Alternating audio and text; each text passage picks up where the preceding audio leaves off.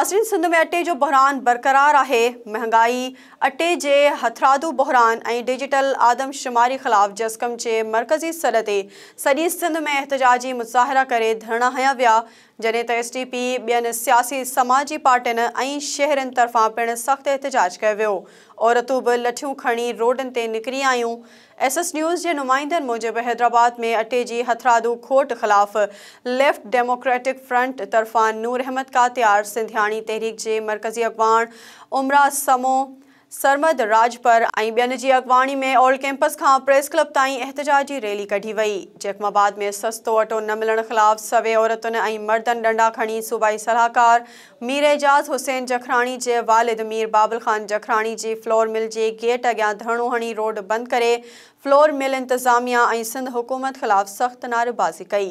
उन मौक़े ते मुज़ाहिरीन जो चवणु हो त असांखे घुराए फ्लोर मिल जा गेट बंदि कया विया, जेका नाजाइज़ी आहे। जैकमाबाद में ई सिंध तरक़ी पसंद पार्टी पारां अटे बहरान ऐं हथरादू महांगाई ख़िलाफ़ ॻिचीअ में मानी विझी ऐं पाण खे अलामती फाहो ॾेई अनोखो एहतजाज रिकॉर्ड करायो वियो। ज़िले सदर अब्दुल सत्तार जागीरानी, निज़ाम मस्तोई, उमर सोलंकी, अब्दुल गफ़ूर थहीम ऐं ॿियनि जी अॻवानी में एहतजाजी जुलूस कढियो वियो। मुज़ाहिरीन पंहिंजी ॻिचीअ में सुकल मानी विझी शहर जो गश्त करण बाद प्रेस क्लब आॾो पहुची पाण खे अलामती फाहो ॾिनो।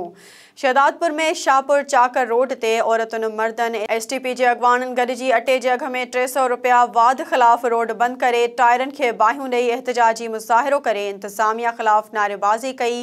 रोड ब्लॉक थियण सबबि शहदादपुर, शाहपुर चाकर, मक़सूदो रिंद, सरहाड़ी, नवाब शाह समेत नंढनि वॾनि शहरनि ऐं ॻोठ ॾांहुं ईंदड़ वींदड़ सवे गारियूं बीहजी वयूं।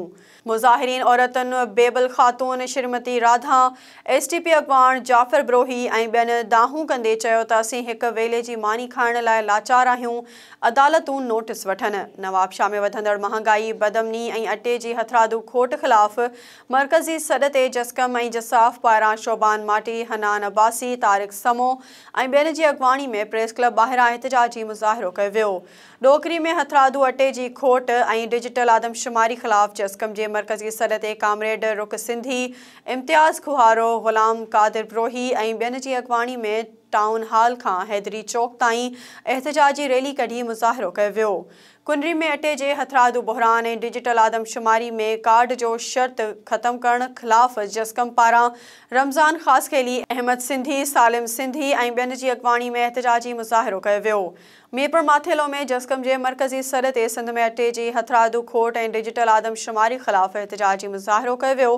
कारकुननि district headquarter press club Mirpur Mathelo खां रैली कढी भिटाई चौक आॾो धरणो हंयो वियो। कंदकोट में जस्कम जे मरकज़ी सॾ ते वाली ॾिनो सिंधी, बिशाम सिंधी, इब्राहिम ऐं ॿियनि जी अॻवानी में अटे जी खोट ख़िलाफ़ एहतजाज कयो वियो। नसीराबाद में वधंदड़ महांगाई ख़िलाफ़ क़ौमी अवामी तहरीक पारां इनायत तुनियो, अब्दुल हफ़ीज़ तुनियो ऐं ॿियनि जी अॻवानी में ॻोठ नंगर झत्याल खां प्यादल मार्च कयो वियो। लाड़काणे में GS सिंध क़ौमी महाज़ जे मरकज़ी सॾ ते वधंदड़ महांगाई ऐं ग़ैर क़ानूनी आदमशुमारी ख़िलाफ़ जस्कम ऐं जसाफ पारां अतहर सुमरो, अज़ीज़ुर रहमान शेख, अशरफ कल्होड़ो, जमील गाद, तारिक कोराई ऐं ॿियनि जी अॻवानी में प्रेस क्लब अॻियां एहतजाजी मुज़ाहिरो कयो वियो। अॻवाननि जो चवणु आहे त PP सिंध में अटे जे हथरादू खोट पैदा करे सिंधी माण्हुनि खां मानी गिरह खसे वरितो आहे।